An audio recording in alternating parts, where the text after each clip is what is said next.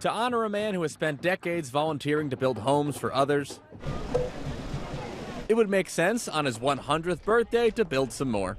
This week, as America's 39th president, Jimmy Carter, reaches centenarian status, more than 1,000 people are volunteering with Habitat for Humanity in St. Paul, Minnesota. I, Jimmy Carter, do solemnly swear. After his lone term in the Oval Office ended in 1981, Carter and his wife, Rosalind, who passed away last November, began a new chapter of serving the country. In other words, they got to work on volunteering. A few years later, they set up the Carter Work Project with Habitat for Humanity. They also established the Carter Center,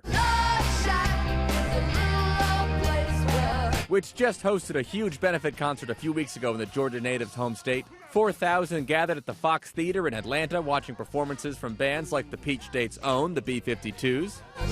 That concert will finally air today, but so far it has raised more than $1.2 million for the international programs of their foundation. However, you will not see America's longest-living president in the audience. He remains in hospice care, where he has been for over a year and a half now. The tumor was only about 2.5 cubic centimeters. It's hard to not be inspired by the nation's first former president to reach the century mark. In 2015, he announced that his skin cancer had spread to his brain. Thanks to his relative health and strength, as well as then new developments in immunotherapy, he was able to beat the odds. Now, as the country spends today celebrating the resilience and selflessness of its longest-living former commander-in-chief, here is how he'd like to be remembered. Well, I'd say peace and human rights and treating everybody the same has been what I hope will be my legacy.